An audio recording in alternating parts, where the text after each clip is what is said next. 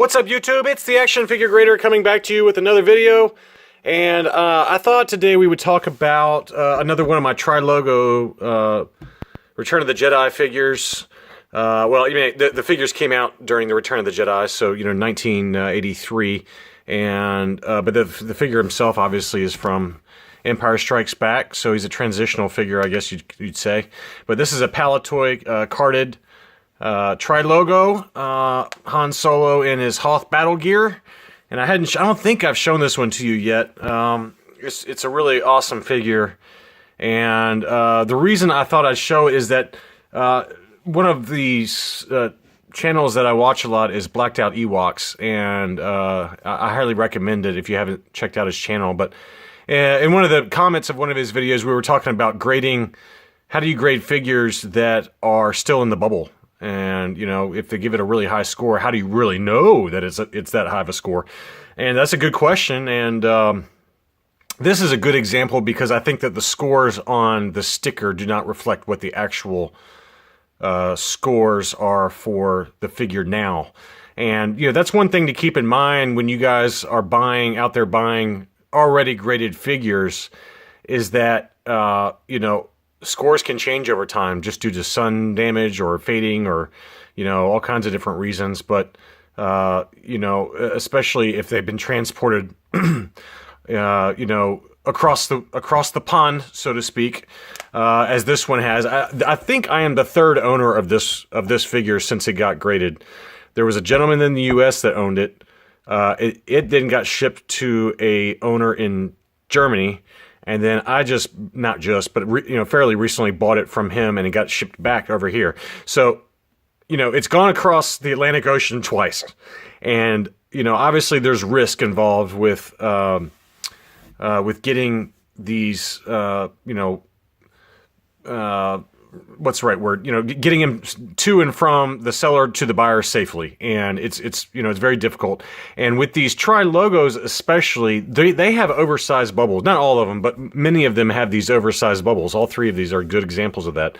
So these figures can bounce all around in there. So it's really, really tough to keep them in pristine condition, no matter what the grade. This one is an 85 overall 85 grade, and it's still mint. I mean, it's a great figure. I think I'm only the second owner from when it got bought, and I think I've shown that one to you before. But just a beautiful example of the Rebel Commander, and it's an 85 overall near mint plus, and you can see the sub scores 80, 85, 85. Now this Han Solo is a great figure too. I'm not going to sit here and complain about this. This is absolutely gorgeous. It's an overall 85. But a lot of the paint from the figure himself has rubbed off on the inside of the bubble, and that's very common with these Tri-Logo figures. Just like I mentioned, the figures just bounce around so much inside it. But here it is, and I'll show you the scores. 1983 Palitoy Star Wars Tri-Logo Han Hoth 85 near mint plus. And so you can see there the sub-scores of 85, 85, and 90. So this got a figure score of 90. And, I was on the Blacked Out Ewoks' channel, and another viewer said, how do you really know that's a 90? Well, that's a good question. I think that if it's a different type of bubble where the figure has been sealed, very tightly to the card, or it has the insert that kind of holds the figure in place, it's a little bit easier to tell, but you still, you're kind of guessing that the back of the figure looks the same as the front of the figure. Who knows, right?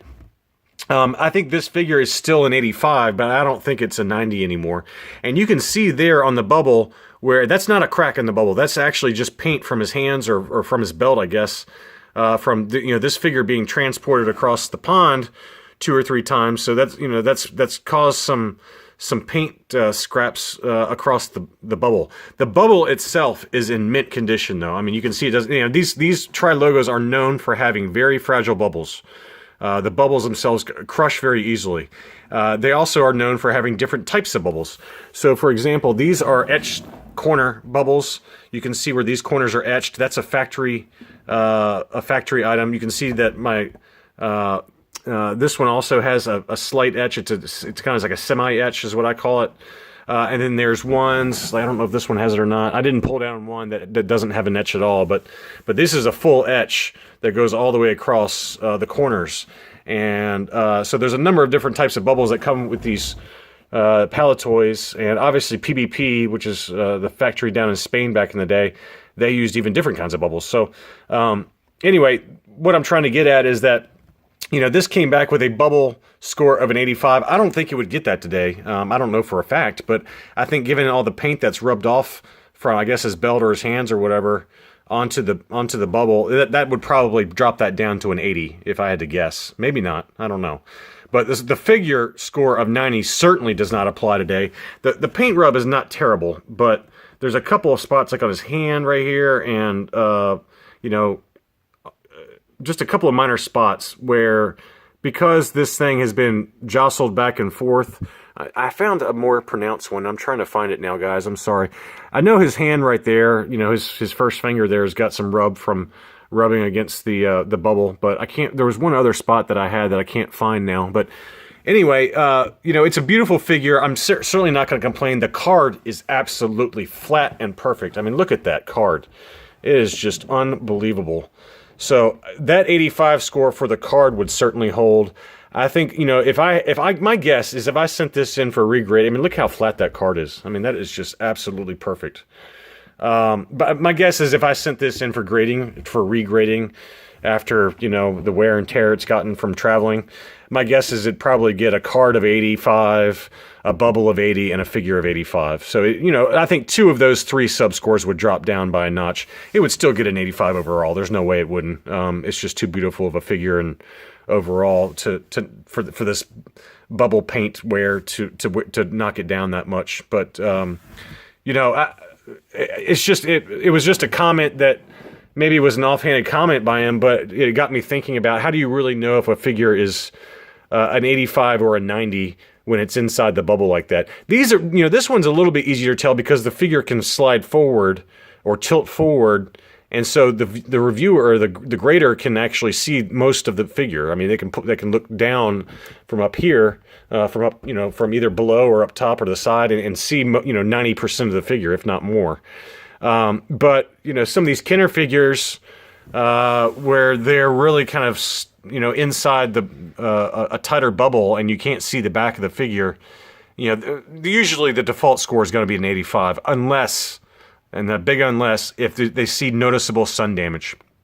And from what I've seen, for 85, you know, if you see a figure that has an overall 85 for the, you know, a carded figure that has an overall 85 score, but the figure has an 80 score. So that means that they notice that there's some sun damage or some kind of something, or paint, you know, factory paint defects going on with the figure. And you'll see that a lot with figures for sale. It'll say, you know, Star Wars, Han Solo, Hoth Battle Gear, 85, near mint. And then you look at the subscores and it's 85, 85, 80. Well, you know, I think I talked about this in a video from a really, really long time ago.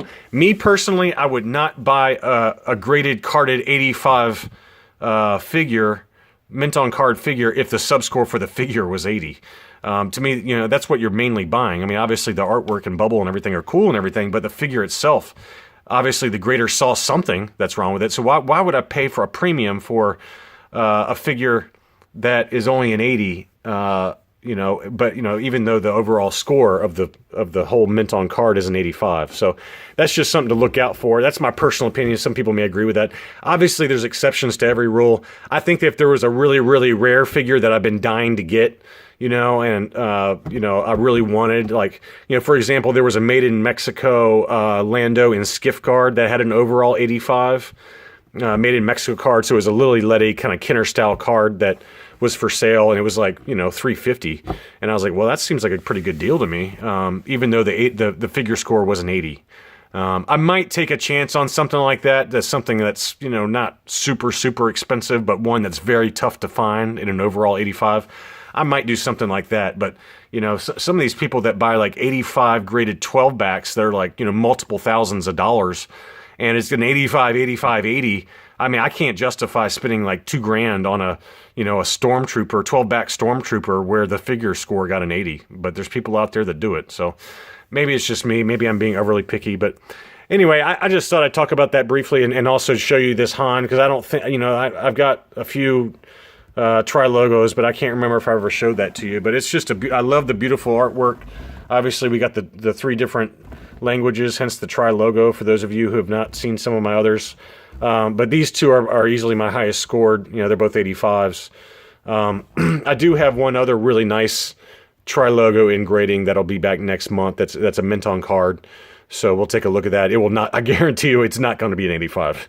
I'm hoping for an 80, but realistically, it's probably going to be a 75 or a 75 plus. But it's one of those ones I've been really wanting to have, and so we'll take a look at that when it comes back. But anyway, I just thought I'd show you a few of these Tri-Logos. I think I've shown both of these to you before. You know, I don't know if I ever showed you this FX7 medical droid, but this is an interesting one that I got for really cheap. It's only a 75 overall. The card got an 80, which is, you know, I know why I wanted to show this to you, because look, the card has an 80, the bubble 75, figure 85.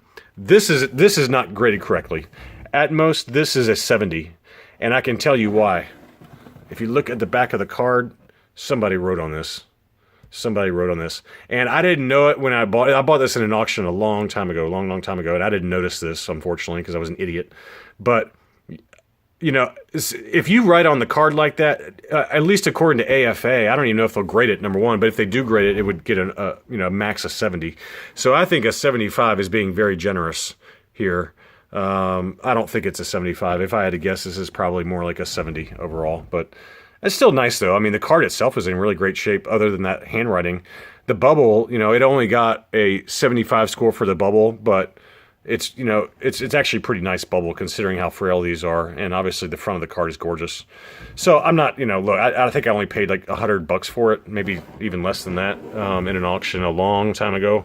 So I'm not going to complain about it, but going forward, given where prices are for Tri-Logos and for mint on cards in general, you know, it was just an example I wanted to show you to be more careful about your purchases, because, you know, really, you know, for an 85 graded mint on card, you know, Tri-Logo, you're probably talking minimum 200 to 250. I think that's probably a minimum nowadays for an 85 grade. So you just got to be careful to make sure you're not getting something that's maybe had more wear and tear since it was graded. And this is a good example of that, you know, again, I'm not going to complain, but I thought it was worth showing you given the paint wear that showed up on the bubble. But anyway, I am rambling on way too long, so I'm going to end this video now. Thanks a lot, guys.